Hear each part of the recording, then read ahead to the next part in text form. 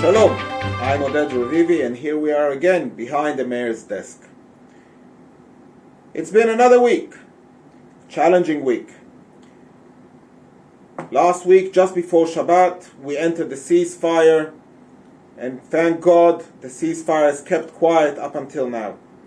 But when the guns stop shooting, it's time for us to start thinking, what did we go through?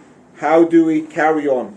So during this week, we were busy with different enterprises actually hosting people from the south, trying to give them a good time. We had one of our high schools, Orot Yehuda, have a whole day of entertainment and fun for kids their age who came from the south to refresh in Efrat. It was time for me also to go and visit the schools. I went to visit one of the high schools, Oriya, which has a lot of challenges after COVID-19. Quite a few girls are even hospitalized with mental health issues, which is troubling, bothering, and needs our attention. Next year we're going to have Shemitah year in Israel, not like abroad. We have very strict regulations, what we are allowed to do, what we're not allowed to do, and therefore we started giving lessons to the residents how to prepare their gardens towards the Shemitah year. We've got a special resident called Shlomi Katz. He suffers from some medical situation and he had a dream. He wanted to be a policeman just for one day. And when you'll see the picture, you will see how much joy we've managed to bring him, thanks to our local policewoman, but also how much joy he brought the community with his big smile. I even had a short, quick visit to Efrat to give a lecture in front of the conference of all the treasurers of all the local councils who wanted to study what we do in Efrat and to try and copy our best practice to their local councils.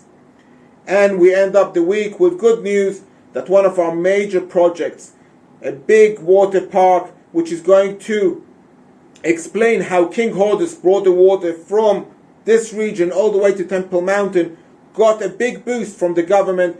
Up until now we raised 5.5 million shekel, and this week we got another 2.5 million shekel. And this brings me back to, of course, Parashat Behaalotecha. Behaalotecha et hanerot, el mul pnei hamenorah yairu shivat hanerot. It was always a parasha that fascinated me, just by this first opening sentence. The menorah is considered to be the central light of the menorah. And it says that the lights from both the right and the left will lean in towards the central light.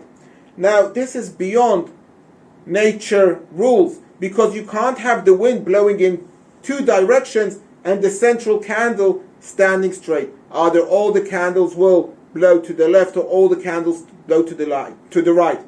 But in the Bet HaMikdash, in the Mishkan, the menorah, every time it was lit, there was a miracle. The central light was straight, and the candles from both the right and the left were leaning towards the center, which is a great message for us this week. After all the riots we had, after all the controversy we had, to remember that we need to look for the golden path, the middle, the center, and try and get everyone from right and left to walk straightly in the middle. Have a Shabbat Shalom, and hope to see you soon.